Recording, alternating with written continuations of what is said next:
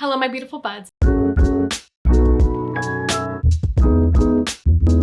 Welcome back to my channel, Sprouts with Joy. My name is Joy, and if you like to talk about plants, you're in the right place. Oh, this video. Okay. Occasionally, I like to make videos about my plants that are struggling or have gone downhill or that I'm having a difficult time growing. And I figured it was about time to make one of those videos, especially since it's the middle of winter and I'm sure that some of you guys are feeling some of those pains with your own plants as well. So yeah, I just like to keep it real and show you that not all of my plants are thriving. And sometimes, despite me trying my hardest, it doesn't work. The first plant I want to talk about is the Philodendron Brantianum, which, in spite of it all, I still have a little bit of a soft spot for this plant. Some of the leaves still look nice, and I still love how the leaves complement this terracotta pot. I think it's beautiful, except for the fact that this plant just will not grow correctly for me. Like, look at how mangled and gross all this growth is. Do you see that? Like, look, it just is so bad. It's so bad. The leaves get caught all the time. They rip, they grow really, really tiny. And I just feel like this plant never ever looks happy or thriving. And that is a really common sentiment. I know a lot of people that have really struggled with growing the Philodendron Brantianum. So at least it's comforting to know that I'm not alone. In the past, I have tried it in a higher humidity situation, and I have tried it climbing up a moss pole, but neither of those really worked. So I just kind of resigned myself to putting it in terracotta and putting it on a wall where I thought that it looked nice. And obviously it has kind of, I think, suffered more because it's in terracotta where it just dries out a little bit faster, and I don't think that it's amenable to that situation. And it's also not in high humidity like at all. It's just totally ambient humidity. In the past, I also had a spider mite outbreak with this plant, which didn't help. So all in all, it's never really grown nicely for me. Sorry, I'm like paranoid checking for pests. It's just never grown nicely for me, and I don't know that it ever will, but I just like don't have the heart to get rid of this plant yet for some reason. So I've continued hanging on to it. I keep on taking care of it. I keep on watering it, but I think at this point I've just kind of given up on making it look nice. Maybe over the summertime I could see myself cutting it completely back and putting it outside and just seeing what happens. But yeah, as of right now, it's growing not nicely. It's very scraggly, and it never seems happy with me. The next plant that I have had a hard time growing, honestly, the whole time that I've had it, I feel like, is the Alocasia cuprea. And as you can see, it's in sphagnum moss because I had to reroot it. I'm rerooting it because it recently got root rot for the second time. And I feel like I've had a couple of short spurts where this plant has done relatively well for me. Like, it was growing a few new leaves and it was doing kind of okay. And I kept it in the greenhouse cabinet too, which I thought would help. But it's gotten root rot on me twice. I think the first time was because of shock from shipping. And then after that, I don't even really know what happened. I think it was still recovering or didn't really fully root back, or maybe I missed one watering and it just was upset with me. I don't know. But this plant, for the entire duration that I've had it, it has just never done well. And now we're down to one leaf, although I will say it is giving me a new leaf right now, which is good. And I do have it in a prop box, which actually the first time that I had to revive this plant, I put it in my prop box, and that helped a lot to revive it. But yeah, if this plant is not in my prop box where it's getting like 100% humidity, it's not happy, which is annoying because I don't want it to just be stuck in my prop box all the time. I want it to be out and about, or at least in my greenhouse cabinet at the bare minimum. So, I mean, I'm not convinced that you have to grow this plant in super high humidity in order for it to thrive. I think I'm still learning Alocasia, and this one was only, I think, my second or third Alocasia that I've ever owned, and the other two that I have were a bit more forgiving, or at least maybe I had them under better growing conditions, and they also weren't shipped. That may have also honestly played a big role in it. Like, shipping, some plants are not super affected, but some plants are really sensitive to it, and you can do your best with shipping and have heat packs and stuff. But this got shipped to me in the middle of winter last year, and they did a great job packaging it, but I still think that the plant got stressed out. And I think that that's very normal. And sometimes it just takes them a really long time to recover. And again, I do take some of the credit in terms of I'm still learning alocasia. I've been falling more and more in love with them this last year, and it is one of my goals in 2024 to get really good at growing alocasia as well as anthurium and get better at it and kind of get to know what I'm doing better and get a good rhythm. But still, yeah, this plant I guess has suffered a lot, but I've also learned a lot from it, I think. I will say, like, the next time that I pot this plant up, I'm definitely gonna try it either in no drainage or in like a self-watering pot, or maybe this will be the first plant that I ever put in pond, because I've heard that alocasia do pretty well in pond and I've been wanting to experiment with that substrate. So yeah, all in all, this plant has not grown well for me at all this last year, really. I mean, it's never taken off for me, but I do have hope. I have hope that maybe someday it'll be good, because I love this plant. I love it. It's so freaking cool. And all I want is for it to like me back. But this next plant is actually a very similar story to my Alocasia cuprea, I think, except it's a Hoya morillii, and these are 3 different cuttings that I am trying to reroot. Although I don't know how successful I'm gonna be with rerooting these, to be completely honest. I really hope that they live on, but so here's the story. Actually, these were in the same order as the Alocasia cuprea about a year ago. Although this one was fine. It was very steady. It was doing okay. I believe, if I remember correctly, it was shipped to me in sphagnum moss, and it was like fully rooted in moss. But I was letting it sit in the prop box for a while because, you know, I wanted it to kind of chill out before I repotted it. I don't know, I think I just got really busy and I forgot to check the prop box. And normally my plants that are in the prop box like don't just dry out. But for some reason, this Hoya morillii did dry out. I think what happened is that the sphagnum moss became really hydrophobic. So when I was watering it, it was only really soaking in on the surface or like the sides of the plant, but it wasn't getting the entire root system. I guess I just wasn't being as thorough. I had a lot going on last year. So I pulled it, I think I went to repot it actually, and I pulled it out and I realized that it had dry rot because like half of the root system was completely dried out, and it had been dried out for who knows how long in the sphagnum moss. So right then and there I think I like chopped off the roots and I rerooted it and all that sort of thing. And it was fine, and I potted it up in terracotta. I had it in my greenhouse cabinet. But I think that because it was in terracotta and it was right up by the light, it just started to decline, and I had like a bad feeling inside. I was like, I don't know if that root system is like totally robust enough to handle drying out super quickly. But the leaves were getting like really yellow, and they weren't falling off or getting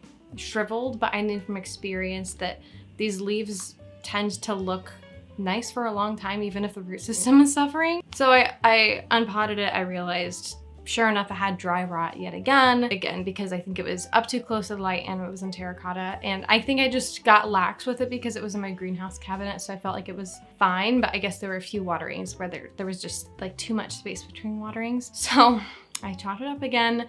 This was a few months ago now, I think. I chopped it up again and put it in sphagnum moss and in my prop box. And I'm hoping that it's rerooting, but I don't see any like roots on the edges of the cup.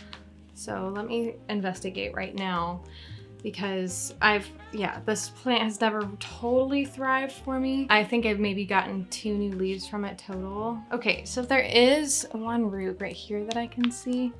Although Hoya roots are pretty fine, so it wouldn't surprise me if I just wasn't seeing them. So it looks like this one's rooting, which is very comforting. Yeah, there's like resistance when I pull on it. So this one is rooted. That makes me feel better. This one is not rooted at all. And in fact, I think that that's kind of rotten. You see that? It's like all squishy and porous. So I mean, I'll keep it in here, but I think that this is gonna die. But see what I mean? Like, this is completely dead. There are no roots, but this leaf still looks mostly fine. So with this plant, it's very deceptive. Like, you can't really rely on the leaves to indicate the health of the plant. At least, like, it's not super obvious. And then right here, there are some like little roots that started, like aerial roots right here. So let's see. Okay, this one also has some resistance. So I think, let's see. Okay, oh, there's a root right there. And oh, it looks like there's like another growth point down here maybe. So, okay, that makes me feel better. At least 2 out of 3 of the cuttings have survived, so that makes me happy that like I'll at least be able to save the plant. And honestly, I should probably pot this up pretty soon because yeah, it doesn't look like a ton of roots, but it's probably enough. At least it's growing, but yeah, it's a plant that has been heavy on my mind. It's been a bit of a burden where I'm like, this is not growing the way that I want it to. And I really enjoy this Hoya. Like I love the look of it. Like look at these leaves, the Hoya Morellii. Oh, it's gorgeous. I love it. And I want this plant to do well for me. And I'm pretty sure that this plant sun stresses really nicely too. So maybe down the line, I'll have a really nice plant of this, but it's been a little bit of a rocky road to get here. Now I'm going to talk about the plant that inspired this video. And it's the Scindapsus lucens. It was alive 2 days ago. I swear. Like literally this leaf was green and it had a new leaf on the way. But I went to grab it for this video. It was literally alive 2 days ago, I'm telling you. But I went to grab it for this video and it croaked, I think. I mean, I'll keep it to see if anything happens, but this looks pretty much croaked to me. Oh my gosh. I will say, so this is like a little cutting and it looks very pitiful, but it's still green, so maybe it will survive. I don't know, but I'm not really counting on it. I might put saran wrap over it and see if that helps. But oh my gosh, I did not know what I was getting into when I bought this plant whatsoever. But this thing is so temperamental. Holy moly. It's temperamental in terms of humidity, airflow, temperature, and watering. Like all those things, if those things aren't perfect, if those factors aren't perfect, this plant is gonna hate you. Good luck. So I think that this plant thrived the most when it has been in my prop box. Both of these have been in my prop box, but I think that I have it on a heating mat and maybe it just like got too warm, and in the span of 2 days, it's not fine. It's a very sensitive plant. So if it's too hot, it will shrivel up and die. Like if it gets over, I wanna say 85 degrees, if it doesn't have enough airflow, the tips of the leaves get really, really crispy, or they like kind of start to melt. So if you have it in high humidity, but there's not enough airflow, it melts. But if it dries out too quickly, it will shrivel up immediately. Like it's super dramatic. It's kind of like the peace lilies, where if you don't water it, it will just flop over and look like it's gonna die. And then you water it and it plumps back up, but at the cost of crispy tips on your leaves. And what happened initially with this plant, it was going fairly strong for a little while, although it was a little bit iffy. It had some crispy tips to the leaves. I had it in my greenhouse cabinet, but then I accidentally left it outside the cabinet after watering for 2 days, and the shift in humidity practically killed it. Hello, sorry for the sudden change in location, but my son needed to take his nap early, so I had to move downstairs. But anyways, where was I? The last thing I said was that it had almost died. Oh yeah, I chopped it up to save it, and thankfully like it survived, and it's been living in the prop box ever since for several months now, and it's been stable but not like thriving. And my intent was maybe I could try a terrarium, although I was concerned about the airflow. My other thought was maybe I need to change the substrate or what it's potted up into so that it doesn't dry out as quickly, because I think that that was the main issue that it was having in the greenhouse cabinet. But I was also concerned about it going into shock, because this is a very sensitive plant and it doesn't like change very clearly. But at this point, I think it's pretty much about to die. So like, I might not even have to figure out what to do anymore, because it might just be perishing as we speak. And you know, I'm okay with that, because when I bought this plant, I wasn't really sure what I was getting into. I was just excited about it because I had never really seen it before, and it was a very impulsive purchase in the middle of the night while I was nursing my son, who was like 3 months old at the time. I actually got the same Etsy purchase as I got the Anthurium crystallinum that I still own and that is totally thriving. So, you know, you win some, you lose some, right? I would just say, if you get this plant, I think it's a good plant. Just know what you're getting into and do more research than I did. Oh, the next plant on this list is my Anthurium clarinervium, which is sad, but true. This was my first ever Anthurium that I got, and pretty much immediately after I got this Anthurium, I got pregnant with my son, and I had really bad morning sickness, so I had a hard time taking care of my plants. And on top of that, I didn't even have the greenhouse cabinet that I could rely on to boost the humidity for this plant. So on the front end of me owning this plant, it went through a lot. It went through a beating. It was not watered consistently enough. I didn't know what I was doing with Anthurium, and I still arguably don't really know what I'm doing, but I'm doing a little bit better. Yeah, I think it just got underwatered to the point of it eventually had dry rot, and so I rerooted it in sphagnum moss in my cabinet, and it was actually doing really, really well. It put out a new leaf. It had loads and loads of roots, but then it started like getting this like yellow halo around one of the leaves, and that leaf ended up dying. I chopped it off and I had a bad feeling, so I was like, I'm gonna remove the moss and see, like, check out the condition of these roots. And sure enough, it had rotted on me, but this time I don't think it was dry rot. I think it was like actual root rot because it was slimy. So I'm like, well, that was dumb. I think that I was overcorrecting and maybe watering this plant a little bit too often. Oh well, I guess you live and you learn. So kind of in a panic, I went ahead and rather than rerooting it again in sphagnum moss, I decided to try a different method. So I potted up in no drainage. Like, I chopped off virtually all of the roots because they were pretty much all not good. And I decided to pot it up in a no drainage situation and see if it would root directly in the soil. And so far, I mean, I don't see any roots per se, and I really don't want to bother it, but it has a new leaf coming in, believe it or not. So in spite of it all, I mean, this plant has been a bit of a roller coaster for me, not gonna lie, because even though it's not tough in the fact that it has just kind of suffered a lot and I've made a lot of mistakes and it's not been super forgiving to those mistakes, I would say it's still tough in that at least it's still alive, you know, because a lot of other plants at this point I would have expected, yeah, you're probably gonzo, you're done for, you're not gonna be alive anymore. But no, in spite of the adversity, this plant is putting out a freaking new leaf while it's trying to root, which makes me a little bit concerned because, like, girl, like, are you sure about that? Is that such a good idea? Like, shouldn't you bolster your root system and focus your energy on that? But it does tell me that at least, like, it wants to live. So I take heart because of that. But in general, this plant has just been a little bit of a pain and I've made some mistakes, and I think that it's still suffering like the repercussions of when I first owned it and it went through the ringer. So I think it just got so stressed out that, like, it's still probably honestly recovering from that. Yeah, and I'm still learning. Even though, okay, Anthurium clarinervium is literally supposed to be one of the easiest Anthuriums out there, so I don't really understand why I'm struggling so much with this one when, like, I think all of my other Anthurium are honestly thriving right now, but this is the one that's giving me a hard time. So I don't know. This next plant is just ridiculous. This is a Tasmanian tree fern, and I bought it somewhat impulsively for like $5 because I had a coupon. I thought it was really cool looking, and I was just like, Hey, why not? Let's try a fern. because ferns historically have not done well in my collection, with the exception of staghorn ferns. I try to put them in substrates to hold more moisture compared to, like, my air ride mix. I try to water them more intentionally. I don't let them dry out. The one thing is I haven't necessarily put them in terrariums or like in my greenhouse cabinet or something, which maybe is what they need. Maybe they just need the super high humidity. Maybe I'll put in some footage of what this plant looked like when I got it in all of its glory. Within 2 or 3 days, it started to shrivel up. Inexplicably. I mean, maybe it just didn't like the shock of being repotted, but I was just like, girl, come on. You really don't like me that much. It's been 2 days. But yeah, so this is the remnant of the plant.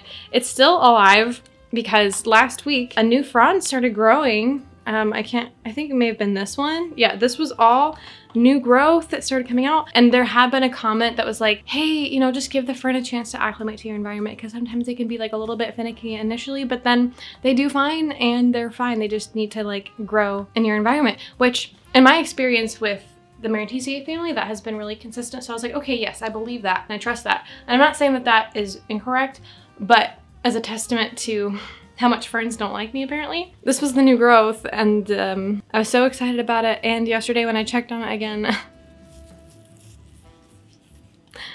it had shriveled. Like, this was new, brand new, and it's already dry and shriveled and crispy. And maybe that's just because it's winter time and my ambient humidity is like 40% maybe, so it's not super low, but it's also not super high. And in that room specifically, I have a humidifier running occasionally, but only like a few times a week, so it's not consistently high humidity. So like, I get that, but like, I've been watering it consistently. It just doesn't like me, and that's fine. At least it's fuzzy, and I'll hang on to it as long as it seems like it's alive. I will water it. I will especially wait until spring and summertime to see what becomes of it, but as of right now, it's just kind of laughable how pitiful this thing looks. It's so bad. Okay, the last two on my list aren't quite as bad, but like, they've been annoying enough that I wanted to include them. This is my Syngonium strawberry milk, which The two newest leaves actually look really nice. Like, look, it's so beautiful. Look at her. But I got this plant as a really little rooted cutting from a friend over a year ago, like a year and a half ago. It was before my son was born, and he is now 15 months old. So it was a year and a half ago. And it was like 1 or 2 leaves or maybe 3 leaves at that point. And it's been as long as it has been. And get this, it's also been in the greenhouse cabinet and it still looks like this. This has been one of those plants where it's been like, it'll put out a leaf and lose a leaf. And look at these like 2 older leaves. They look so bad. Like, look at that. And the root system on this thing will grow like absolute crazy. So I actually recently repotted it because I think that some of the growth was hindered just because it was root bound. But like the root system grows way quicker than any of the leaves. It's like, I don't want to keep on expanding this pot when the leaves are like this. So honestly, I think 4 leaves is actually the most leaves that it has ever had. And it is putting out new leaves. So I'm hopeful. Like, I think that this will eventually grow well for me. But the last year and a half that I've had it, it has grown really, really slowly. And then what it has grown has died off really, really quickly. And it's just been like, what's going on here, dude? Like, come on. Chop, chop, let's grow. But I do think it's a beautiful plant, and I think that we're on an upswing now, which is good. But yeah, the last year has been a little bit of a struggle, and we'll have to see how it does as time goes on. All right, this is the last one. Oh, this is gonna make my arms hurt. Okay, this is my Synapsis Truvii Moonlight. Maybe I can like do one of, come on. What am I doing? I don't want to like take it off of the macrame because number 1, I'm lazy. Number 2, it's like clipped onto there because I thought that maybe that might help, and spoiler, it hasn't. So this plant, it's a pretty plant, and when you look at it right on, it's like, oh, like that's fine, right? I mean, it doesn't look super terribly unwell. But here's the problem. I've had this plant for 2.5 years. I got it before I started this YouTube channel, and it looks almost identical to what it looked like when I first got it. It's fine if you're a slow grower, but for me, it's that the growth has been really stunted. Like these leaves. These leaves are some of the leaves that it's given me. You know what the leaves are supposed to look like? They're supposed to look like these leaves. Girl, come on. To be fair, I haven't given this plant necessarily the most ideal conditions, but this is one of those plants that you don't really expect to have to give it super ideal conditions for it to still do well, but it's seeming like that's the case. It's kind of like the Philodendron Brantianum, where, you know, it's a philodendron. It resembles like the Philodendron Heteroecium, which those guys are super hardy, they thrive, they look good almost no matter what. And this is a Synapsis, and my other Synapsis, like my Synapsis Pictus Exotica over there, I'm looking at it, and it's been such a chill plant. It grows really well. It grows fairly quickly, for me at least. And it's in like the same conditions as this. But this has put out runners that I constantly have to chop off, which is just annoying. And the growth has been really, really pitiful and small. And maybe it just wants to climb, which is why I went ahead and like pinned a runner up onto the macrame hanger to just for fun, just to see if like the upward growth would help it. It hasn't. And to top it off, so I've been noticing mealies popping up here and there, but they're very, honestly, it's not even like specific mealybugs, it's just like the signs of mealybugs just popping up, like, you know, the little mealy web stuff. I see that in some of the corners of this, so I know that there are mealy somewhere, but I haven't actually seen a mealy. And I haven't seen mealybugs on any of my other plants, so I'm wondering if this has root mealies. Like, I haven't, that's like my next step with this plant. I need to investigate what's inside here and see if it has root mealies just like hidden in there. And maybe that's contributing to the difficulty that I've had with this plant the last few years.